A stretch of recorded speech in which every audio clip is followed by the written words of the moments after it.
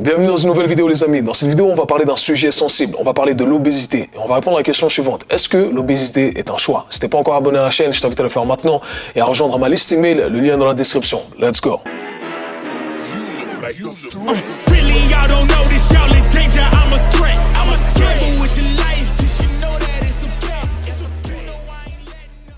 Alors, petite backstory pour vous expliquer la venue de cette vidéo. J'ai décidé de faire cette vidéo tout simplement parce qu'il y a quelques jours, j'étais sur Instagram, je scrollais sur différents réels et je suis tombé sur plusieurs réels qui parlaient justement de ce sujet de l'obésité, des gens qui avaient des discours qui condamnaient un peu certains discours de personnes obèses, d'autres qui défendaient complètement ce que ces personnes obèses disaient. Enfin bref, on retrouve toujours ces arguments dans les extrêmes, mais très peu d'arguments nuancés selon moi, très peu de faits qui sont mentionnés, beaucoup d'avis personnels qui sont mentionnés alors qu'on ne sait pas vraiment ce qu'il en est. Donc moi, j'étais curieux, bien entendu, parce que c'est un sujet que j'ai abordé dans une vidéo il y a pas longtemps, suite à une vidéo d'une interview qui est sortie aux États-Unis de 60 Minutes, qu'on a également en France, qui s'appelle 60 minutes, où du coup une doctoresse qui représente je ne sais plus quelle institution gouvernementale a dit durant l'interview que l'obésité, en gros, a été maintenant diagnostiquée comme maladie parce que c'est génétique et si on est prédisposé génétiquement parlant à être obèse, eh bien on ne peut rien y faire.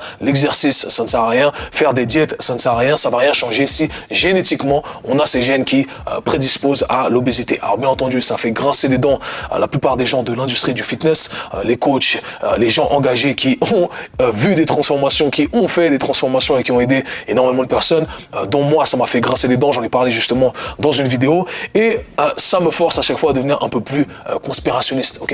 Qu'est-ce que vous voulez qu'on dise à ce moment-là? Bien entendu, j'imagine qu'il y a une motivation des big pharma, l'industrie pharmaceutique est derrière parce qu'on vous dit hey, tu sais quoi, c'est une maladie, l'obésité, on sait que ça a triplé, ça a doublé, triplé dans certains pays et tu peux rien y faire. Mais attention, on a la pilule magique pour t'aider. Si tu prends ça, oublie l'exercice, oublie les diètes, des trucs qui ont montré oui que ça fonctionnait, mais non, ça fonctionne pas, c'est dans tes gènes, tiens la pilule. Bon, tu vas quand même payer pour la pilule parce que il faut quand même qu'on se remplisse les poches. Donc, bien entendu, je ne crois pas trop. J'ai pas confiance du tout en ces personnes-là, malgré le titre que ces personnes peuvent avoir. Quoi qu'il en soit, j'ai voulu savoir quel était votre avis, l'avis de ma communauté sur Instagram, parce que je sais qu'on a des avis divergents et c'est ok d'avoir des avis divergents, je tiens à le dire à chaque fois, on peut ne pas être d'accord, je le répète à chaque fois, prenez ce qu'il y a à prendre, laissez ce qu'il y a à laisser. Mais avant de vous donner mon avis et d'aborder ce sujet en profondeur, eh bien j'aimerais faire un petit disclaimer, ok? J'aimerais dire que le discours qui va être utilisé ici, c'est avant tout un discours d'amour, un discours de paix et un discours d'entraide comme toujours. Mais parfois, les messages d'aide et d'amour qui passent le mieux, qui ont le plus d'effets positifs et qui sont le plus efficaces, sont ceux qui nous blessent un peu au fond. C'est un truc que vraiment j'ai appris dans la vie, c'est que aujourd'hui, quand j'entends quelque chose qui me révolte, qui me blesse, c'est là où je dois doubler d'efforts pour écouter ce que la personne va dire. Parce que si ça me blesse, c'est qu'éventuellement, il y a une part de vérité. Et aujourd'hui, malheureusement, on fait l'inverse. On met des trucs sur nos oreilles, on ne regarde plus, on n'écoute que ceux qui vont dans notre direction, alors que malheureusement, ça ne fonctionne pas comme ça, c'est pas comme ça qu'on évolue. Donc comme je l'ai dit, c'est ce que j'appelle le tough love, c'est parfois ce qui nous ramène à la réalité, c'est ce qui nous mène à nous questionner, éventuellement, à nous bouger pour aller dans la meilleure direction. Donc sachez que ce discours et tous les discours que j'ai vont dans cette direction.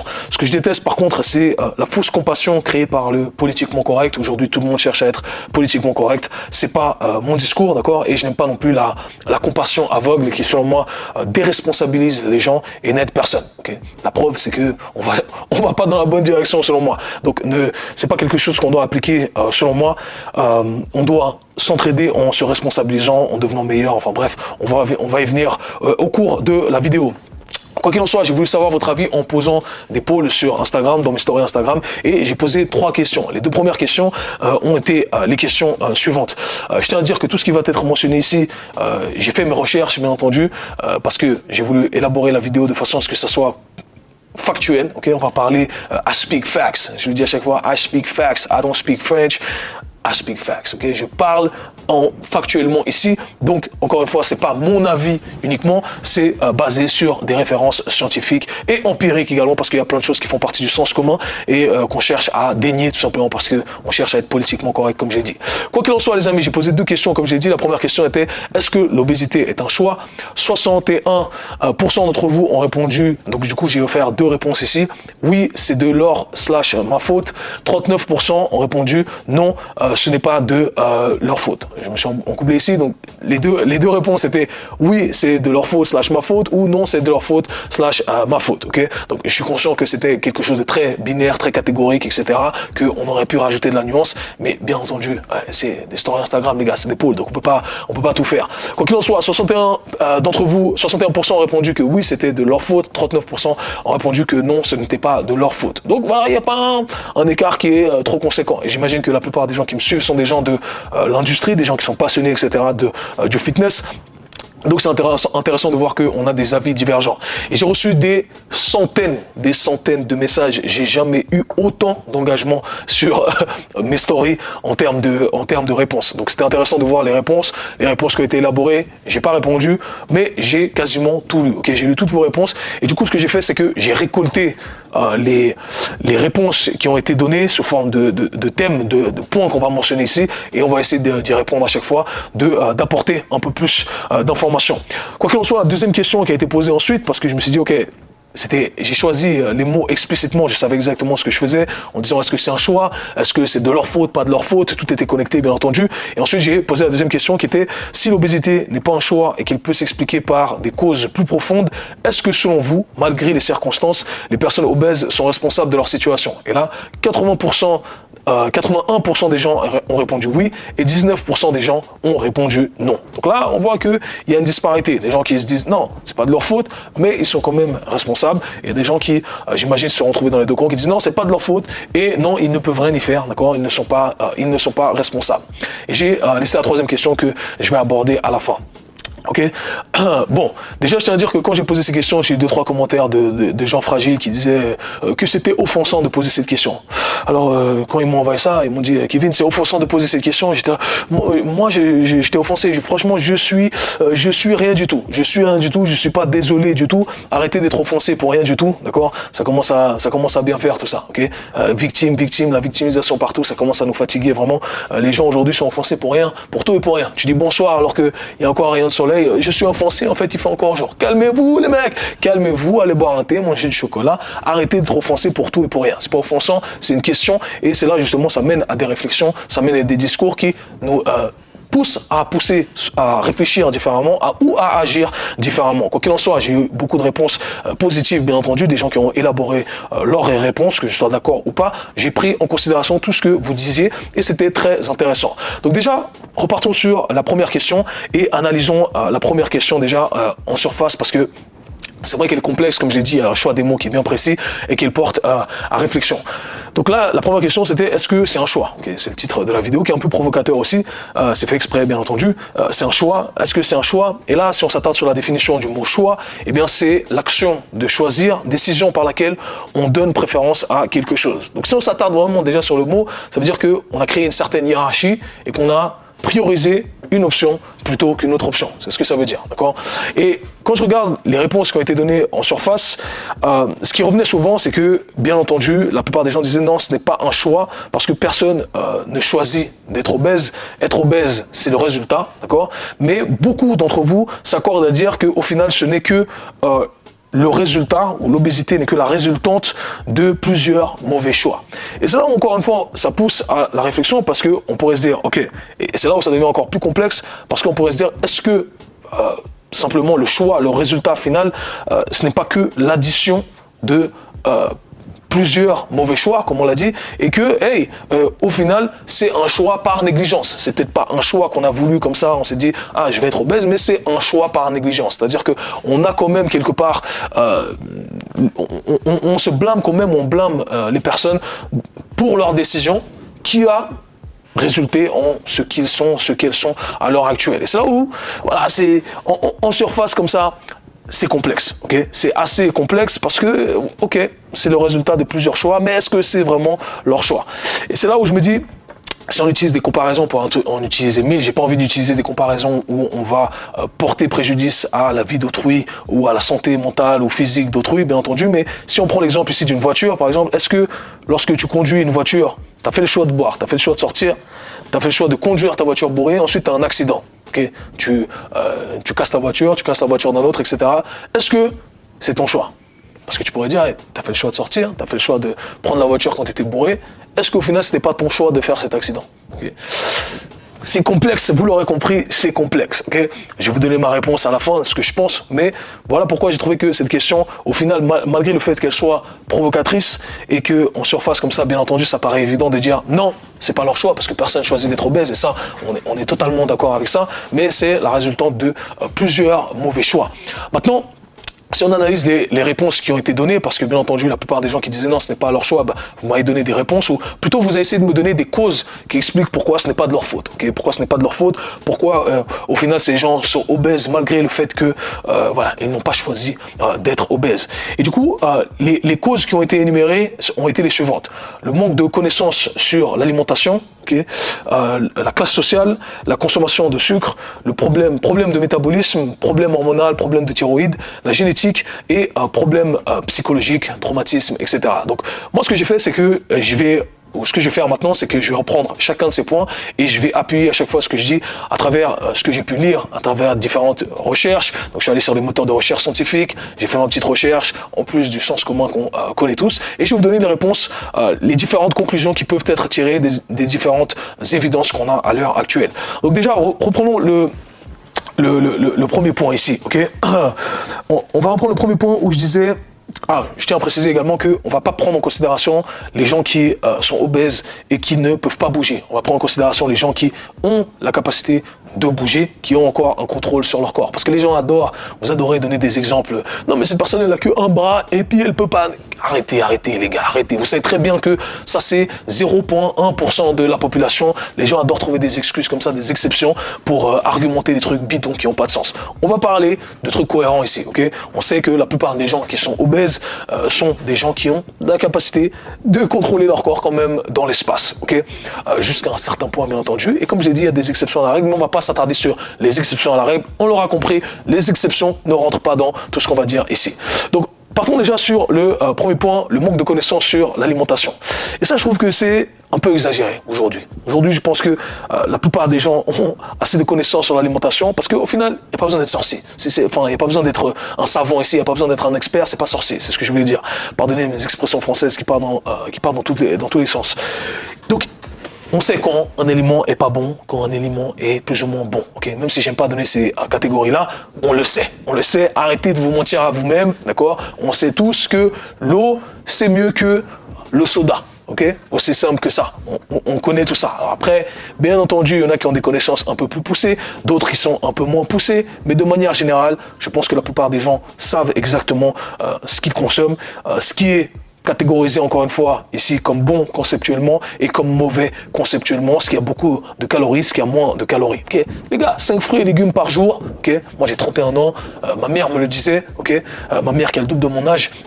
Donc je pense que c'est là depuis bien longtemps, d'accord. Donc ma mère qui est née dans les années 50, ça date. Et notez que dans les années 50, c'est là où on a commencé à voir cette expansion de l'obésité. Donc c'est relativement nouveau, mais on y revient dans un instant. Pour moi, c'est un argument qui n'a pas trop de sens quand on dit le manque de connaissances sur l'alimentation. C'est un peu comme un gars qui a trompé sa meuf et qui dit non mais je savais pas, elle avait les cheveux longs. J'ai confondu, les deux avaient les cheveux longs. Voilà, j'ai cru que c'était ma meuf. Arrêtez les mecs, arrêtez. On va laisser ce point de côté ici. Maintenant, la classe sociale, un argument qui est intéressant éventuellement, on dit ok, on remarque et c'est éventuellement vrai que dans les classes sociales les plus basses, eh bien, on a des taux d'obésité qui sont plus élevés, mais encore une fois, c'est quelque chose qu'on remarque plus aux États-Unis. Et encore une fois, je parle en connaissance de cause parce que moi j'ai vécu dans les quartiers aux États-Unis, dans le hood baby, et je sais exactement la différence qu'il y a entre les États-Unis, la France, la Suisse, la Belgique, etc., l'Europe de manière générale. Déjà, on n'a pas les mêmes aliments sur nos rayons. Okay, ça, c'est le premier truc. La deuxième chose, c'est que c'est construit socialement complètement différemment. Okay, donc, bien entendu, en Suisse, en France, en Belgique, etc., on a des quartiers plus défavorisés, etc. Mais de manière générale, les supermarchés auxquels on a accès, c'est OK. Aux États-Unis, c'est pas la même chose. Les supermarchés, même les supermarchés où on vend de la qualité, ils sont pas dans les hoods. Ça, c'est un fait véridique. Et encore une fois, je vous dis en connaissance de cause. Et pour la petite anecdote, ici, je me rappelle, moi, je vivais à Harlem, ensuite Spanish Harlem, 122nd and Lexington, baby. Donc, pour ceux qui savent. Et j'avais un supermarché qui était juste à côté. C'était le supermarché du hood. Et bref, je me rappelle qu'aux États-Unis, pendant 2 ans, j'ai pas mangé de viande. j'ai pas mangé de viande rouge. Pourquoi? Parce que je me rappelle rentrer dans le supermarché et voir des steaks qui faisaient la taille de mon bras, qui coûtaient 4, 5, 6 dollars. Je me dis, comment une viande rouge, elle peut coûter 4 dollars, 5 dollars? Ils ont mis des trucs bizarres dedans. J'ai dit, Kev, toi, tu vas pas grailler ça, mon gars. Moi, la qualité suisse, européenne, viande française, viande suisse, ça n'a rien à voir. Le steak là qui fait la taille de la table à 5 dollars, hors de question. Donc, j'ai pas mangé de viande pendant 2 ans. Très peu de gens savent ça. Donc, voilà, je me contentais d'aller acheter du poisson à un bon endroit et c'est tout ce que je mangeais. Parce que c'est bizarre. Et là-bas, même, encore une fois, pour en revenir à la construction, les supermarchés auxquels vous allez avoir accès, si vous êtes dans les quartiers les plus défavorisés, eh bien, ce n'est pas de la bonne qualité. Vous allez avoir des Popeyes Fried Chicken, des KFC, des McDo, etc. Dans les corners, des liquor stores, comment on dit ça, des liquor stores, les trucs où on vend de l'alcool. Enfin bref, vous m'avez compris, c'est construit de cette façon-là. Vous êtes dans les quartiers un peu plus, avec une classe sociale plus élevée, vous n'allez pas retrouver la même configuration. C'est un fait, c'est construit différemment. En France, en Suisse, en Belgique, etc., on n'a pas ça. Faut arrêter de pleurer, encore une fois, les gars, c'est pas vrai. Est-ce qu'on sera tenté de consommer un peu plus? Oui, mais jusqu'à arriver à l'obésité morbide, je ne pense pas. Donc encore une fois, pour moi, c'est pas un argument qui a vraiment de sens quand on n'est pas aux États-Unis, d'accord? Et je pense qu'on est beaucoup plus éduqué de ce point de vue-là que les Américains. Et ça, c'est un fait, ok? Encore une fois, si vous avez vécu là-bas, vous avez grandi là-bas, vous savez ce que c'est. Moi, vu que j'ai évolué dans les deux endroits, je peux parler en connaissance de cause ici. Maintenant, le troisième argument qui est revenu plusieurs fois, c'est la consommation de sucre. On est accro au sucre, le sucre, c'est une drogue, etc. Ben, il s'avère que c'est faux. C'est un argument qui est complètement faux. Encore une fois, il y a des recherches qui nous montrent que la consommation de sucre, environ dans les années 2000, au début, on avait une consommation de sucre et une consommation et l'obésité, le taux d'obésité chez les adultes et enfants, etc., qui grandissait de manière corrélée. Donc, on voyait que ça évoluait de la même façon. Et environ dans les années 2000, bien entendu, on a commencé à blâmer le sucre. On a dit le sucre, c'est ça qui rend obèse, c'est dangereux, etc. C'est comme la cocaïne, blabla. Donc, bien entendu, les gens sont devenus plus conscients de cette consommation de sucre et la consommation de sucre a diminué. Donc, dans les années 2000, on voit, je vais mettre le graphe ici quelque part dans l'écran, la consommation de sucre descend, mais l'obésité continue à monter, à évoluer de manière constante. Donc, on ne peut pas créer de lien de causalité avec le sucre. Ce n'est pas à cause de la consommation de sucre que les personnes continuent à devenir obèses et plus obèses. Et je tiens à rappeler encore une fois que les taux d'obésité ont doublé, triplé dans certains pays depuis ces dernières années. Maintenant, le quatrième point qui venait ici, c'était le problème de métabolisme. Et ça, ça me fait rire parce que problème de métabolisme et problème de thyroïde.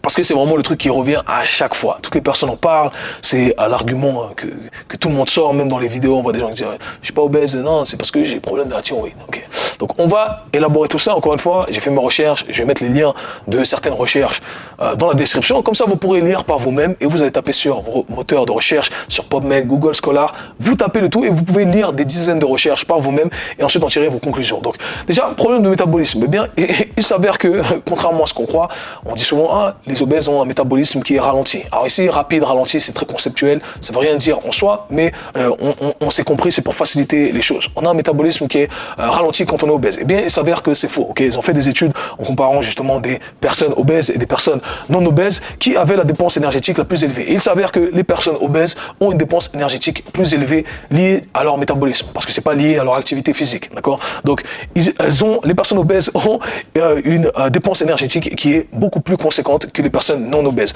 contrairement à ce que on croyait. Encore une fois, allez lire par vous-même, je mets le lien dans la description ici, d'accord? Donc ça, le problème de métabolisme, c'est pas un fait qui est prouvé, encore une fois, c'est un on-dit facile à utiliser qu'on utilise comme excuse mais qui n'est pas forcément valable.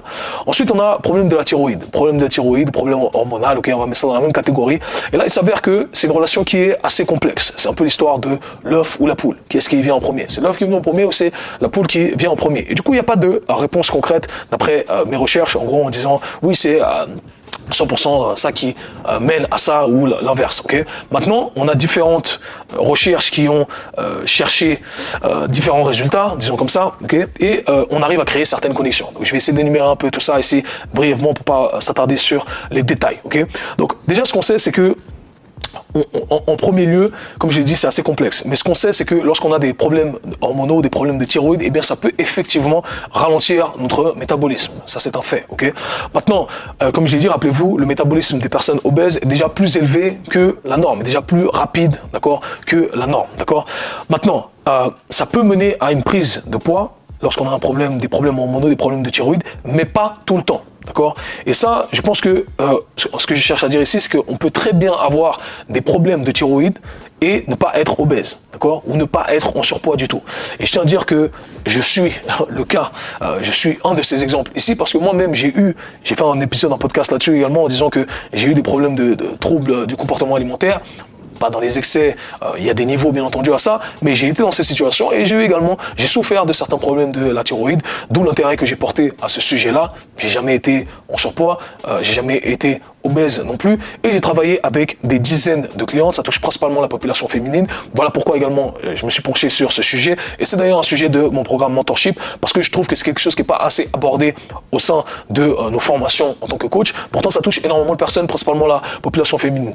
Et comme je l'ai dit, la plupart des clientes avec qui j'ai travaillé ont des problèmes de thyroïde ou ont eu des problèmes de thyroïde, que ce soit de l'hypo ou de l'hyperthyroïdisme, peu importe, mais elles ne sont pas forcément en surpoids. C'est le cas de ma mère également, problème de thyroïde, elle n'est pas en surpoids, et comme j'ai dit, des dizaines de clientes qui ne sont pas en surpoids, même des clientes qui ont un taux de masse grasse qui est relativement bas. Okay? Donc encore une fois, tout ça pour vous dire que si on peut pas créer un lien de causalité directe, ok? Donc ce n'est pas la cause de ce surpoids, d'accord? Et ce n'est en aucun cas une fatalité. Ce n'est pas parce que vous avez un problème de thyroïde que ça explique votre obésité. C'est une excuse qui est facile à choisir, mais c'est pas le cas. Maintenant, ce qu'on sait, c'est que l'obésité, et ça, les recherches nous prouvent, c'est que l'obésité en soi, être en surpoids, être en obésité, je sais pas si ça se dit, être obèse ici, directement, ça crée des problèmes hormonaux et des problèmes thyroïdiens. Donc ça, on le sait. Donc dans cette direction-là, on le sait, for sure, sûr et certain, être obèse, ça crée des problèmes hormonaux, ça va créer des problèmes au niveau de votre thyroïde, ok? Et par la même occasion, on a plusieurs études qui ont analysé les conséquences d'une perte de poids sur des personnes obèses, et c'est là où ça devient intéressant. J'en reviens aux connexions que j'ai mentionnées auparavant. Et on a vu que simplement, en travaillant sur leur perte de poids, en perdant du poids, en perdant de la masse grasse pour être plus précis ici, eh bien, tous les marqueurs de santé s'amélioraient, dont les marqueurs hormonaux, etc. Donc simplement le fait de perdre du gras, eh bien, ça va améliorer votre santé, ça va améliorer votre santé hormonale. Bah, donc on voit qu'il y a un lien direct. On sait que l'obésité crée un problème au niveau hormonal, des problèmes de la thyroïde, et on sait que lorsqu'on perd du gras sans travailler directement, sans prendre de médicaments pour la thyroïde ou pour certains hormones, etc., eh bien on sait que ça va améliorer votre santé hormonale. Bref, j'ai pas besoin de vous en dire plus. Qui est venu en premier, l'obésité ou les problèmes de thyroïde? Je vous laisse juger, les amis. Les évidences nous pointent dans cette direction à dire que, hey, pour la plupart des gens, j'aurais tendance à dire, d'après tout ce que j'ai pu rechercher, qu'au final, les problèmes hormonaux qu'on rencontre sont les conséquences de ce surpoids, d'accord, conséquences de cette obésité. Parlons d'obésité ici, surpoids c'est trop vague, ici on cherche à être précis avec l'obésité, et pas l'inverse. Donc encore une fois, argument facile, mais qui n'a pas de sens, et on ne peut pas créer de lien de causalité directe, parce que les personnes ont des problèmes de thyroïde, comme j'en ai été victime, et on n'est pas obèse. Donc voilà, encore une fois. Maintenant, on en vient à la génétique, ok? La sixième cause, le sixième argument qui est toujours revenu, et l'argument de la doctoresse de 60 Minutes, que j'ai mentionné au tout début, ok? Donc la génétique, alors qu'est-ce que la recherche nous dit par rapport à ça? Il s'avère qu'effectivement, il y a des gènes qui nous prédisposent à l'obésité. Donc c'est un fait, ok? Même dans les recherches, eh bien, on mentionne plusieurs gènes qui disent qu'effectivement, si on a ces gènes, eh bien, on a cette prédisposition à devenir obèse, d'accord? Maintenant, même dans ces recherches qui mentionnent tout ça, ces recherches mentionnent que les facteurs clés de l'obésité sont la consommation calorique, la dépense énergétique, et qui est l'activité, et l'environnement. Ce sont les facteurs déterminants de l'obésité. En d'autres termes, vous pouvez avoir tous les gènes qui vous prédisposent à être obèse. Si vous avez une consommation calorique qui est OK, si vous avez une dépense énergétique qui est normale, on va mettre ça dans la norme, et que vous avez un environnement, c'est-à-dire un cercle social, des amis, une famille, etc., qui rentre dans ces critères également en termes de dépense énergétique et de consommation énergétique, eh bien, vous n'êtes pas obèse, OK? Aussi simple que ça, OK? Donc vous n'êtes pas obèse dans même si vous avez les gènes. Et sur cette même lancée, eh bien, vous pouvez n'avoir aucun de ces gènes, okay, et quand même être obèse si vous consommez plus que ce que vous dépensez. Sur le long terme, ça s'accumule et vous pouvez devenir obèse, même si vous n'avez aucun gène. Donc, la génétique, encore une fois, c'est une excuse qui est beaucoup trop facile. Okay? On peut avoir des prédispositions, mais ces prédispositions sont principalement influencées par les facteurs que j'ai mentionnés, la consommation calorique, la dépense énergétique et l'activité. D'ailleurs, je tiens à continuer là-dessus. Si la génétique était le facteur déterminant, eh bien, les obèses seraient présents depuis la nuit des temps. Or, c'est pas le cas. Comme j'ai dit, l'obésité, c'est quelque chose de relativement nouveau. C'est quelque chose qui est apparu dans les années 50, 1950, 1960 et qui, depuis, ne fait que d'augmenter. Alors, comment ça se fait, okay? Les gènes n'étaient pas présents auparavant? Où sont les gènes obèses? Où êtes-vous passé, hein? Vous n'étiez pas là avant? Non, ils n'étaient pas là avant. Vous comprenez, je suis moqueur ici, d'accord? Donc, la seule explication, si c'était vraiment la génétique, c'est que les personnes obèses, ont fait énormément d'enfants, ok? Et tout le monde le sait les amis, hein? Les femmes comme les hommes sont attirés par les personnes obèses et veulent reproduire avec des personnes obèses et avoir des enfants obèses. C'est vraiment la mentalité que la plupart des gens ont et c'est pour ça que les taux d'obésité ont triplé. Bien entendu les amis, voilà, on a reproduit ces gènes volontairement. Bien entendu, je suis moqueur ici pour vous expliquer que c'est totalement faux, c'est pas vrai, ok? Et encore une fois, c'est un argument qui n'a pas de sens si on ne prend pas en considération les facteurs clés qu'on se tue à répéter, ok? Donc, bien entendu, ça n'a pas de sens et ça n'a pas de sens de dire que la diète et faire des diètes et faire de l'exercice, ça ne va pas influencer notre poids, notre obésité, si on a des gènes. Encore une fois, c'est pour ça que cet argument dans l'interview de 60 Minutes, ça fait grincer des dents dans les miennes, comme je l'ai dit, parce que au final, les facteurs déterminant votre prise de gras, ce sont ceux que j'ai mentionnés. Alors attention, je suis pas en train de dire que c'est facile, c'est simple à comprendre, c'est simple à énumérer comme je l'ai dit, et c'est pas forcément facile. On a peut-être un mode de vie sédentaire de par notre localisation, de notre, notre travail, etc. Et puis on bouge pas trop parce que ça fait pas partie de le bagage qu'on a eu en grandissant, etc. Enfin, il y a mille et une explications. C'est simple, mais c'est pas facile. Ce qu'il faut retenir, c'est tout simplement que votre situation actuelle, si vous êtes en surpoids, si vous êtes obèse, c'est pas à cause de vos gènes. Un truc qui est clair, c'est qu'on a ce qu'on appelle un body fat set point. Je sais pas comment traduire ça en français, mais en gros, on a tous un pourcentage de masse grasse avec lequel on est plus à l'aise. Certaines personnes vont tourner autour des 15 naturellement, 10, d'autres 20, bref, ok. C'est comme ça, on a des corps qui sont différents. Mais être obèse, en obésité morbide, encore une fois, on ne peut pas le blâmer sur les gènes, on le blâme sur notre consommation, sur notre activité, d'accord, et sur notre environnement. Maintenant, ça c'est clair, ça c'est dit. Et je tiens à continuer là-dessus encore une fois pour contredire l'argument de la génétique de cette doctoresse ici. Quand les personnes vont lutter contre cette obésité, ils vont faire recours à des procédures chirurgicales ou à des médicaments. À l'heure actuelle, il y a un médicament aux États-Unis qui est utilisé par toutes les stars, etc. Je ne me rappelle plus du nom. Quoi qu'il en soit, eh bien, c'est un médicament que tout le monde essaie de se procurer parce que effectivement, il y a énormément de résultats en termes de perte de poids, en termes de perte de gras. Et qu'est-ce que ces médicaments font ou qu'est-ce que ces anneaux gastriques font? Eh bien, ils ne font que de réduire votre consommation calorique. Aussi simple que ça. Vous mangez moins en d'autres termes. Donc, on n'est pas en train d'influencer la génétique. Quand l'industrie pharmaceutique va vous donner une pilule en disant hey, prends cette pilule, eh bien ce qu'ils sont en train de faire, c'est en train de vous dire de manger moins. Est-ce que c'est quelque chose que vous pouvez utiliser? Bien entendu, je ne suis pas contre, d'accord, si ça vous aide à aller dans la bonne direction et au final ça vous sort de cette obésité morbide. Mais ce qu'il faut retenir, c'est que ce sont ces facteurs-là. Il n'y a aucune pilule qui va changer votre génétique parce qu'au final, c'est pas ça qui est le facteur le plus important. Et c'est ce qu'il faut retenir. Finalement, on parle de problèmes psychologiques, on a parlé des traumatismes également. Voilà, c'est un argument qui revient souvent et qui est, selon moi, le plus crédible parce que on est tous différents, on a tous différentes façons de dealer avec nos démons, avec nos problèmes. Pour moi, et comme ces personnes qui sont en surpoids, j'imagine, eh bien c'est la nourriture. Hein, on n'est pas bien, on est stressé, on est fatigué, bam, on mange. Okay, on s'ennuie, bam, on mange, etc. Pour d'autres personnes, eh bien c'est la cigarette, pour d'autres c'est la drogue, pour d'autres c'est le sexe, pour d'autres c'est je ne sais quoi, les jeux, le poker, peu importe ce que c'est. Okay, eh bien pas de jugement ici, c'est juste que c'est un fait et c'est quelque chose qu'on peut prendre en considération. Maintenant, ce qui est bien, c'est que si c'est un facteur psychologique, eh bien on a des professionnels qui sont là pour nous aider, okay, des psychologues, des psychiatres, etc. Et c'est là où je pense que on doit vraiment prendre en considération ces facteurs et faire le nécessaire pour contacter les professionnels qui seront aptes à nous aider dans ce genre de situation-là. Donc trouver la cause du problème, je pense que c'est vraiment important. Voilà pourquoi j'ai énuméré ces différents arguments, ces différentes causes qui ont été mentionnées pour montrer qu'au final, c'est pas aussi simple que ce qu'on croit. On pense que il suffit de c'est à cause de ça, mais en fait non. Okay, c'est beaucoup plus complexe. Anyhow. Maintenant, venons-en à la deuxième question. Est-ce qu'on est responsable de notre situation? Et c'est là que j'ai un problème avec les discours d'aujourd'hui, avec la culture woke, avec le body positive, où on cherche à se débarrasser de la méritocratie. La méritocratie, c'est ce qu'il y a de plus important, c'est ce qui fait qu'on avance dans la vie, c'est ce qui fait qu'on a une société de gens compétents, d'accord? Donc si les personnes obèses ne sont pas responsables de leur situation, eh bien, les personnes obèses qui, elles, ont fait le nécessaire pour ajuster leur alimentation, pour s'entraîner tous les jours, pour changer leurs habitudes, eh bien, ces personnes-là, on leur enlève le mérite également. Ok? C'est aussi simple que ça. Si les personnes obèses ne sont pas responsables de leur surpoids, de leur situation actuelle, et qu'ils ne font rien pour changer la situation, eh bien, les personnes qui ont fait le nécessaire pour changer leur situation, eh bien, c'est pas grâce à leur mérite. Ok? C'est pas grâce à leur effort, je veux dire. Ok? Elles n'ont aucun mérite.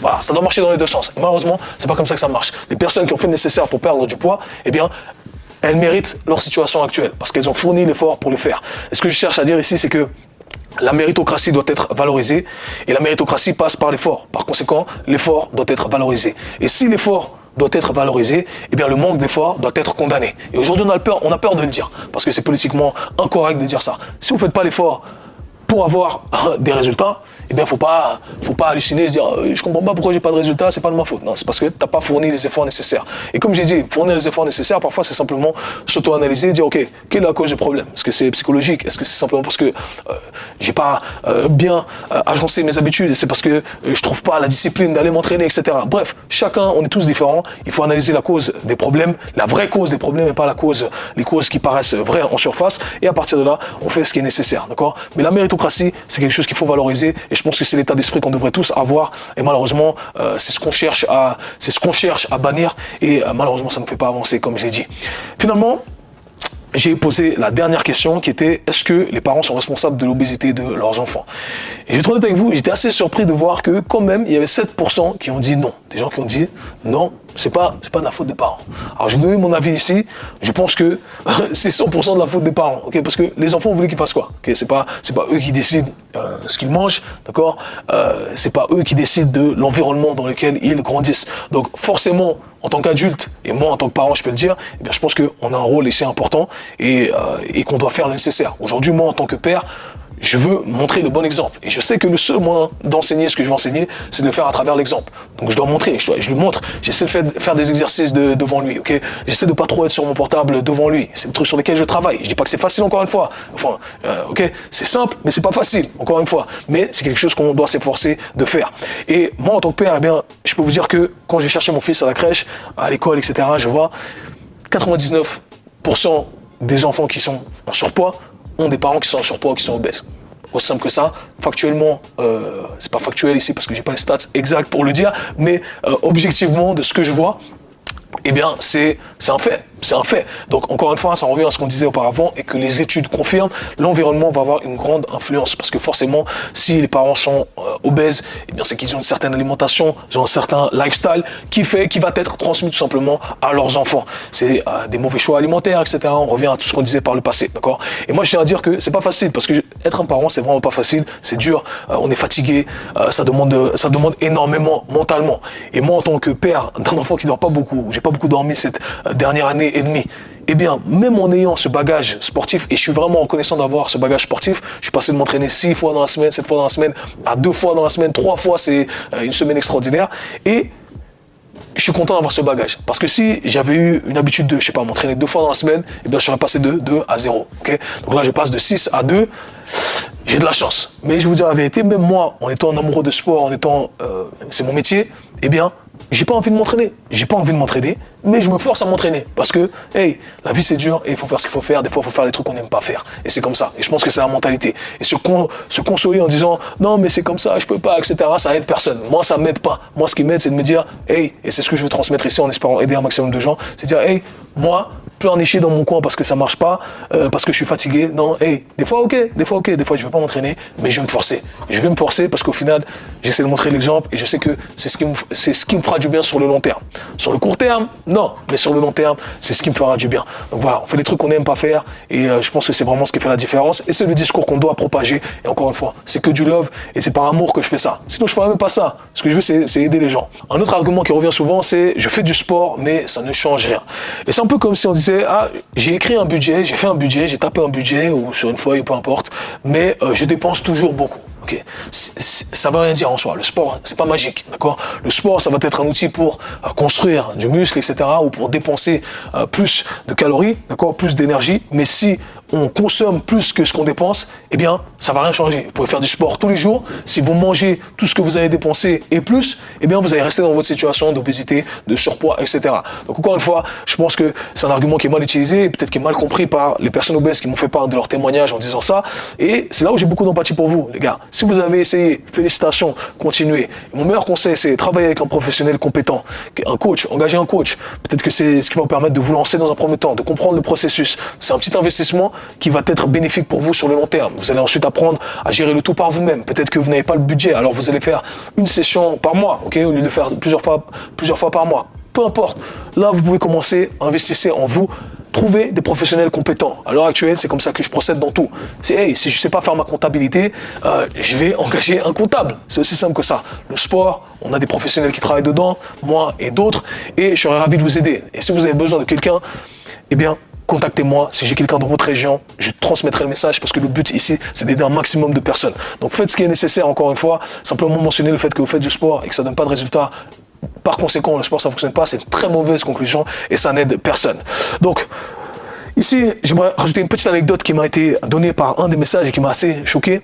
C'est que quelqu'un m'a dit, Kevin, j'ai envie d'avoir ton avis sur le sujet. Quelqu'un qui est prof de sport dans une école, ce qu'on appelle un cycle ici en Suisse, qui est qu'on appelle je crois un collège en France, et qui en gros est prof de sport et reçoit des élèves qui sont en situation d'obésité ou en surpoids et qui ont des certificats médicaux de leur docteur, je rigole mais je souris jaune ici, qui leur dispensent de cours de sport parce que ça va leur faire mal aux articulations et ils vont être essoufflés. Ce sont les arguments. Et même l'infirmière de l'école n'ose rien dire. Okay, où l'infirmière dans l'école va dans ce discours du wokisme, dire non mais c'est ok, ils sont ok comme ils sont. C'est pas ok les gars, vous savez que c'est pas ok, arrêtez de mentir, vous faites du mal à ces enfants. Si le docteur qui fait ça, coupez-lui les jambes les gars, c'est quel genre de docteur fait ça et ose se regarder dans la glace, d'accord? Faites simplement un mot au prof de sport en disant hey, il faut adapter l'intensité pour ces personnes-là. Et après, un vrai professionnel saura s'adapter et réduire l'intensité, peut-être réduire les barèmes, etc. pour que cette personne puisse quand même être motivée à faire du sport. Parce que c'est ça qu'on veut. Parce que le seul moyen de les aider, c'est de les pousser à faire une activité physique. Et encore mieux, à l'école où on est obligé de le faire, eh bien, on va le faire parce qu'en dehors, on sait que par eux-mêmes, ils ne vont pas le faire. Et on sait que ça va leur donner, ça va donner des bénéfices et ça va améliorer leur santé. Comment on arrive à donner un certificat médical à des enfants pour leur dire ne faites pas de sport simplement parce qu'ils sont en surpoids et ils vont être essoufflés? Les gars, on est où? Le wokisme 3.0 là, 3.0, j'arrive pas à y croire, ok? Donc les gars, s'il vous plaît, propagez la bonne information, c'est pour le love de tout le monde. On veut une société qui est méritocrate, de personnes compétentes et en bonne santé. C'est tout ce qu'on veut, ok? Donc, conclusion, comme j'ai dit, force à toutes les personnes qui sont en situation de surpoids, en situation d'obésité. J'ai beaucoup d'empathie pour ceux qui essayent, mais j'ai pas d'empathie pour ceux qui ne se responsabilisent pas et pour ceux qui cultivent cette mentalité de c'est jamais ma faute à moi. Okay, on a compris. On passe tous par des moments difficiles, on a tous des traumatismes. Maintenant, c'est à chacun de prendre la responsabilité de devenir une meilleure personne et d'agir de la meilleure des façons. Pour soi, en tant qu'individu, et ensuite pour le monde qui nous entoure. Et moi, ça va toujours être mon discours, et je suis désolé que ça en blesse certains. Non, en fait, je suis pas désolé du tout. J'espère que ça blesse et ça les pousse à avancer dans la bonne direction, encore une fois. C'est que du love, croyez-moi. C'est pour ça qu'on fait ce métier. Toutes les personnes qui font ce métier à la base, c'est parce qu'on a cet amour, on sait à quel point ça peut nous aider dans notre vie, et on veut le transmettre. Et le sport, ça peut vous aider également. Et c'est des petites choses à faire, ok? Donc, trouvez un professionnel compétent, un psy, un coach, suivez les informations de personnes compétentes. Et je vais finir avec cette vidéo de cette transformation physique qui est extraordinaire, qui est partout sur TikTok, sur Instagram, etc. Et le gars même a fait une vidéo justement en répondant à cette question, en demandant est-ce que c'est un choix. Et le gars a dit que au final c'est pas un choix comme on l'a expliqué ici, mais que c'est la responsabilité de chacun d'être dans la situation dans laquelle on est et éventuellement de faire le nécessaire pour la changer. Donc je mets ça là et je vous souhaite bon courage à tous ceux qui entament ce processus-là. Bonne continuation. Nous on se voit / parle très bientôt. Peace. I've forgotten how it felt before the world fell at our feet. There's such a difference between us and a million miles.